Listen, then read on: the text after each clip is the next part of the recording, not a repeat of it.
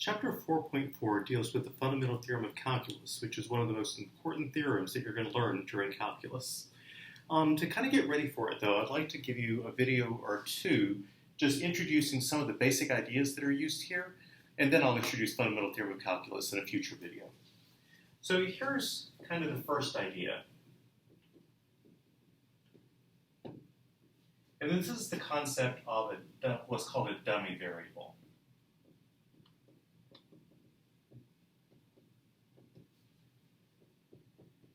So in the definite integral, if I write the integral from a to b of f of x dx,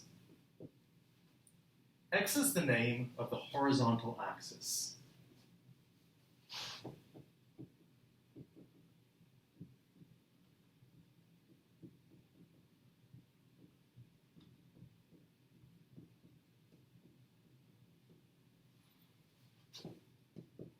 So if I have my function y equals f of x, and this integral calculates the area under the curve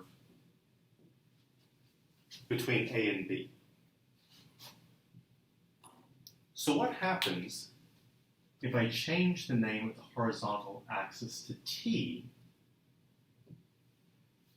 and find the area underneath the graph of f of t between a and b? Well, what happens? Nothing. The two areas are the same. So changing the name of the horizontal axis doesn't change the value of the integral.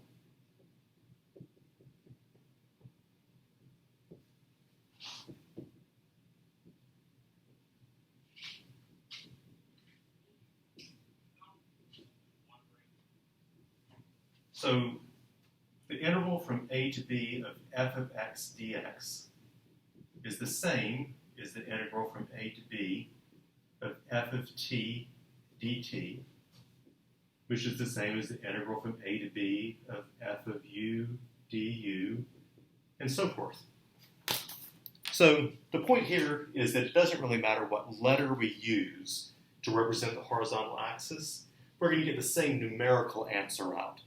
Now, why does it matter? It's like, well, it could be that you're working in physics and you want t to represent time, so you might want to use the letter f of t rather than f of x. Or you might already be using x's to mean one thing in your problem, and your integral has to do with something else, so you want to introduce a different variable so that you're not using the same variable to represent two different things. So since the variable, the particular letter you use doesn't matter, it's sometimes referred to as a dummy variable. Now the second idea is a little bit tougher, so we're going to do several examples of this one. And this is something called a cumulative area function.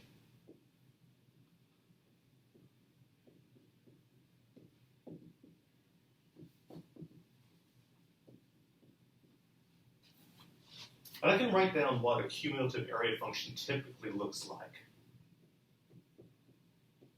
It looks like f of x is the integral from a to x of some little function f of t dt. Let's see if we can unpack that notation a little bit. Notice that t is the name of our horizontal axis.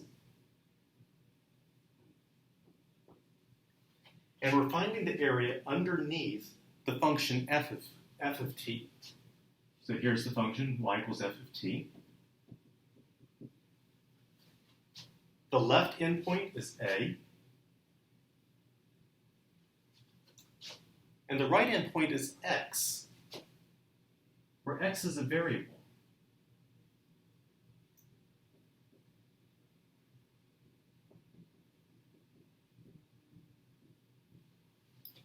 So big F of x represents the area underneath this graph between a and x.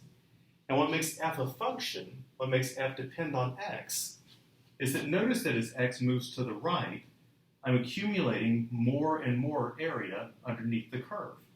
So that's why we're calling this a cumulative area function. Notice that it's a function of x, because because as x moves to the left or right, we get more or less area underneath the curve.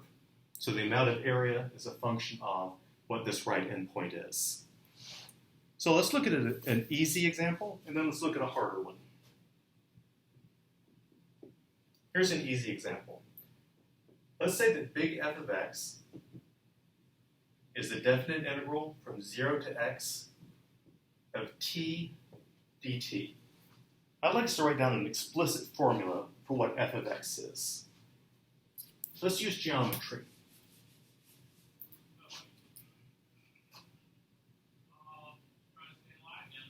The horizontal axis is named t. My function is y equals t, which is aligned with slope 1. And I want to have endpoints 0 and x. So I want the area underneath the curve between 0 and x. So f of x is the area of this triangle. Well, we've done this before. We can find the area of the triangle using base times height. The base is the difference between these endpoints, which is x minus 0. So the base is x. And the height is the y-coordinate of this point. Well, I can get the y-coordinate by plugging this x-coordinate into my function. So, plugging x in here, I get y equals x. So the area of that triangle is 1/2 base times height, which is 1/2 times x squared. So for this particular cumulative area function, an explicit formula for it is 1/2 x squared.